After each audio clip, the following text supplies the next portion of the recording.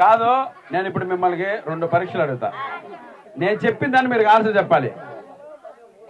కొనతాల రామకృష్ణ గారిది ఏ కాలంలో ఉంటది? ఆహా, ఏడు చెప్పాడు నువ్వు, చెప్పలేదు నువ్వు.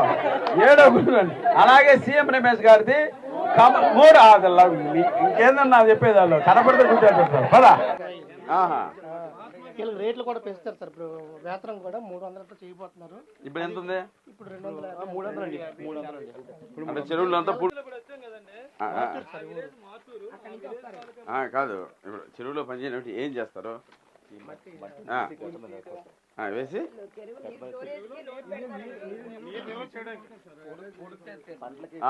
ఓకే.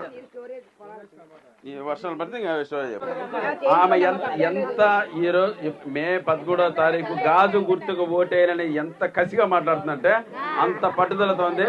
సో ఈమెను ఇన్స్పిరేషన్ గా తీసుకోవాలి కాబట్టి ఈమెనే మనం సన్మానిద్దాం. నాదేముంది, నాకు ఎన్నో సన్మానం జరుగుతాయి. ఓకేనా?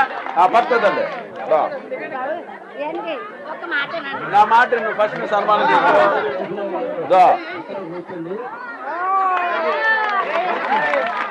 ఈమె మా అమ్మ. ఓకేనా? చెప్పు, ఇటురా మైకి చెప్పు. జనసేన గుర్తుకి ఓటేళ్ళని గట్టి చెప్పు. అందరూ దయచేసి ఈసారికి ఏంటంటే గుర్తు పిల్లలకి జాబ్ కావాలనే మనిషి పూర్తిగా చెప్తున్నాను. మా ఇంట్లో 3 ఉన్నారు. నా కష్టాలు పోలేదు. నేను మిడ్ డే మీల్ స్కూల్లో పనిచేస్తున్నాను. అయినా 3000 జీతం ఇస్తున్నారు. పవన్ కళ్యాణ్ వస్తే 5000 జీతం చేయమని నేను చెప్తున్నాను. నీ మాటగా నేను పవన్ కళ్యాణ్ అని చెప్తాను. ఆయన ఇంతవరకు అంటే ఓపెన్ గా చెప్పాలంటే అయితే ఆ పార్టీ లేకపోతే ఈ పార్టీ చూసాం మనం. ఇంకో పార్టీని చూడలే ఎక్కడ అసెంబ్లీలో. ఒక్కొక్క రా, నువ్వు రా. నువ్వు అలా చెప్తే నా రక్తం మరిగిపోతుంది. రా, నువ్వు దగ్గర రా, పట్టుకో. రా తల్లి, పైకి రా. ఏదిరా మనం చెప్పు. పవన్ కళ్యాణ్ గురించి ఒక పాట పాడతాను. కొత్త చరిత్రనే రాసేలా కావాలి నువ్వొందేలా, 10 గుండెలు కదిలించేలా యోధుడిలా, ఖద్దరు బట్టలు కరెన్సీ రాజకీయాలను వదిలేయాలే, అభివృద్ధి చేయ పొడిసే పొద్దయ్యవకులు రాజ్యం వేలాలే.